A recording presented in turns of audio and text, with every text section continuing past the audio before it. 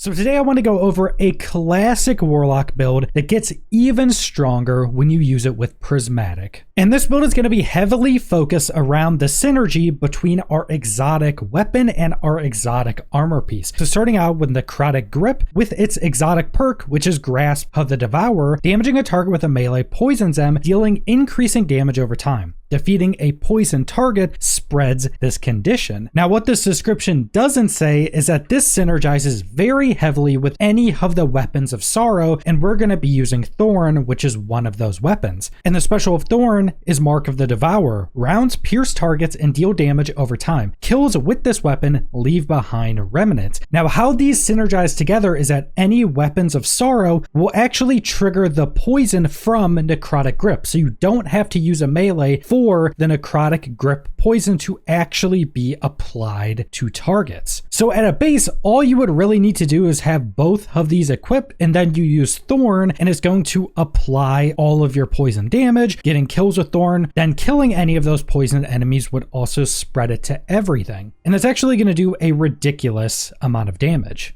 And on top of that, Thorn also gets the trait called Soul Devourer, where when you absorb a remnant, which you create from getting final blows with the Thorn, it strengthens Mark of the Devourer and partially refills your magazine. So anytime you kill anything with Thorn, a little green orb will spawn where you go next to it, you absorb it, it'll give you some ammo into your magazine. I think it's 4 per soul. And then you'll also get a buff that buffs all of your poison damage. And you can also overflow the magazine with Soul Devourer, and you can get up to 40 rounds in your magazine of a hand cannon, which is absolutely ridiculous. So the synergy between Thorn and Necrotic Grip is one of the strongest in the game, and it gets even better when you mix this in with Prismatic Warlock. Now, one of the big reasons why this is so strong is because, first off, Thorn is a kinetic weapon. Now, kinetic weapons fill both your light and darkness meter, and there's a bunch of different elements in the Prismatic subclass and in our artifact mods that will buff up our kinetic weapons, allowing us to fill up our transcendence meter even quicker. And because Thorn is a kinetic exotic, you're going to be getting more super energy than most other weapons as well. So just using Thorn, spreading all your poisons around, you're going to be getting a ridiculous amount of transcendence energy and a ridiculous amount of super energy. And that brings us to our ability selection, and we're going to be using Nova Bomb. This is just such an incredibly strong super. It's Fire and Forget, does incredibly high burst damage, it synergizes with some of our artifact mods, and it has a lower base cooldown, so you're going to get it back even quicker. Then for our class ability, we're using Phoenix Dive, primarily because it's the lowest cooldown. For melee, we're going to be using Arcane Needle, and this is also going to play into the build a bit because Arcane Needle unravels targets. So you Arcane Needle somebody, it unravels them, it'll start spreading unravel to all nearby targets, and then you're poisoning everything, which will also just help you to get more damage from unraveling, just spreading all of this dot damage to everything in the area. Then for a grenade, we're going to be using Vortex Grenade, which is going to synergize very well with some of our other effects. For our aspects, using Feed the Void, defeat the target with any ability, gives you Devourer, Devourer is increased, so we get 200 health on a kill, and we get more grenade energy. Then we're also using Hellion, which when you use your class ability, we get our little solar mortar that lobs flaming attacks at targets, that scorches, and can ignite enemies. Incredibly strong and just tons of additional damage. Then for our fragments, we're starting out with Facet of Grace. Defeating targets with kinetic weapons grants you bonus transcendent energy. This is the main thing we're using it for, and this is just one of the pieces to buff up our Thorn to get us into Transcendence much more easily. Then we're using Facet of Sacrifice while you have an Arc, Solar, or Void buff, which we'll always have. Ability Final Blows grant bonus darkness